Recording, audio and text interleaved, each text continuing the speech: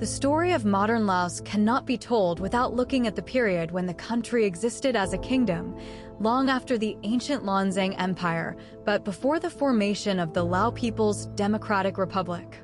This era, often overshadowed by the French colonial period that came before it and the communist revolution that came after, was a time of both independence and instability, monarchy and democracy, and hopes that were constantly challenged by the geopolitics of the Cold War.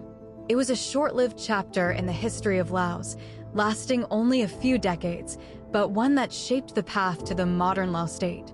When the French departed from Indochina after the Second World War, Laos found itself in a difficult position. Officially, the country had been recognized as a constitutional monarchy in 1947, even under continued French influence, and by 1953, Laos gained full independence from France.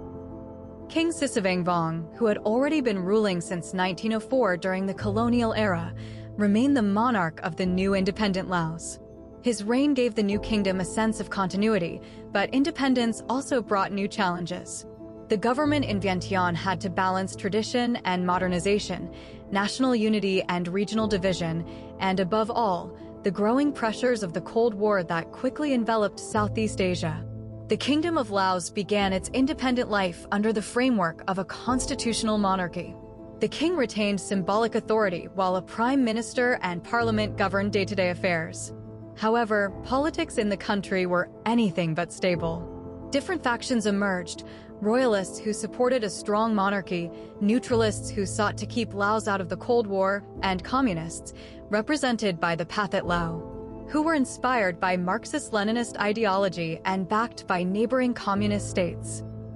The political system quickly became fragile, with governments rising and falling in rapid succession.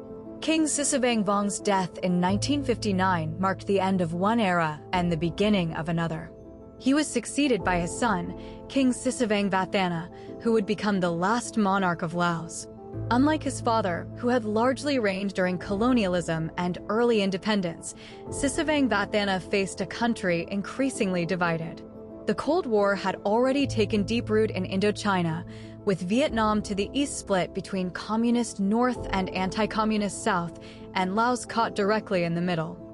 The United States quickly saw Laos as a strategic location in its broader struggle against communism in Southeast Asia. Washington provided significant financial aid and military support to the royal government, hoping to strengthen the monarchy and counter the growing influence of the Pathet Lao. Meanwhile, North Vietnam supported the Pathet Lao, both ideologically and militarily, as part of its effort to spread communist revolutions throughout Indochina. This turned the Kingdom of Laos into a stage for proxy conflict, where local politics were heavily influenced by global superpower rivalry. Despite this growing polarization, the monarchy attempted to maintain a degree of unity. The 1950s and early 1960s saw repeated attempts to form coalition governments, bringing together the royalists, neutralists, and communists. One of the most famous figures of this period was Prince Sovanafoma, a moderate and respected politician who frequently served as prime minister. He advocated for neutrality and tried to balance between East and West, insisting that Laos should not become a battlefield in the Cold War. His cousin, Prince Suphanuvong, however, was the leader of the Pathet Lao and aligned himself closely with Hanoi. The rivalry between these two cousins symbolized the broader struggle in Laos. Family ties bound them together, but political ideologies drove them apart. The monarchy tried to act as a stabilizing force. King Sisavangvathana was seen as a unifying figure, respected by many Lao people and cautious in his political moves. Yet his authority was limited by the constitution and by the reality of Cold War politics. As the 1960s progressed, it became increasingly difficult for the kingdom to hold itself together. Coups and counter-coups destabilized the government, and outside powers continued to interfere. The CIA supported anti-communist forces, while North Vietnam and the Soviet Union expanded their support for the Pathet Lao. By the mid-1960s, Laos was embroiled in what became known as the Secret War. The monarchy and its royal government were nominally in control, but much of the countryside was contested between royalist forces and the Pathet Lao. The Ho Chi Minh Trail, a vital supply line for North Vietnam during the Vietnam War, passed directly through Lao territory, turning the kingdom into a crucial battleground. American air power was unleashed on Laos, making it one of the most heavily bombed countries in history. Villages in the countryside suffered immense destruction, while Vientiane and royal strongholds struggled to maintain stability. Throughout this turmoil, King Sisavang Vathana continued to play the role of monarch, receiving foreign dignitaries and promoting unity. Yet as the war dragged on, the kingdom's ability to govern weakened. Ordinary Laos citizens faced hardship, displacement, and fear as conflict spread. The monarchy itself became increasingly vulnerable, relying heavily on foreign aid and unable to control the course of events. In 1973, after years of war, the warring sides signed the Vientiane Agreement, which sought to establish a ceasefire and create a coalition government once again. For a brief moment, it seemed possible that the Kingdom of Laos might survive by maintaining a balance of power.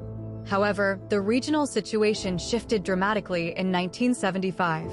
The United States withdrew from Vietnam, and shortly thereafter, South Vietnam fell to the Communists. In neighboring Cambodia, the Khmer Rouge seized power. The tide had turned in Indochina, and the royalist government in Laos found itself increasingly isolated. By the summer of 1975, the Pathet Lao, with the backing of North Vietnam, steadily advanced across the country. Royalist forces began to collapse, and the monarchy was unable to mount effective resistance. On December 2, 1975, the Lao People's Democratic Republic was proclaimed, officially abolishing the monarchy. King Sisavang Vathana was forced to abdicate, bringing an end to centuries of royal rule in Laos. The new communist government quickly consolidated power, and the king, along with members of the royal family, was sent to a re-education camp. They would never return to public life. The fall of the monarchy marked a profound turning point in Lao history. For decades, the kingdom had been both a symbol of continuity and a fragile institution caught between the competing forces of colonialism, nationalism, and Cold War politics. Its disappearance ushered in a new era, one in which Laos became a one-party socialist state closely aligned with Vietnam. For the Lao people, the transition meant both the end of monarchy and the beginning of a very different political system, one that still shapes the country today. Looking back, the Kingdom of Laos remains a fascinating period because it encapsulates the difficulties of small nations caught between larger powers. Independence did not bring immediate stability, but instead exposed Laos to new pressures. The monarchy represented tradition and unity, but it could not withstand the combined weight of internal division and external conflict. Still, the legacy of the Kingdom of Laos endures in the country's memory, with many older Lao people remembering the royal period as a time of cultural pride and international recognition, even if it was also an era of turmoil and uncertainty. Today, visitors to Laos can still see reminders of the royal era. The Royal Palace in Luang Prabang, now a museum, preserves artifacts from the kingdom and tells the story of the Lao monarchy. Portraits of the kings, traditional royal regalia, and diplomatic gifts remain as a reminder of the nation's past. For many, the Kingdom of Laos stands as a bridge between the grandeur of the Lanzang Empire and the reality of modern Laos, a short but pivotal chapter in the long history of the country. The history of the Kingdom of Laos shows us how fragile independence can be when internal divisions and global rivalries collide. It was a period of hope when the country sought to define itself after colonialism, but also one of constant struggle as the monarchy tried to hold together a nation under immense pressure. In the end, it did not survive, but its legacy continues to shape how Laos understands itself and its place in the world. Thanks for watching. Are you considering visiting Laos?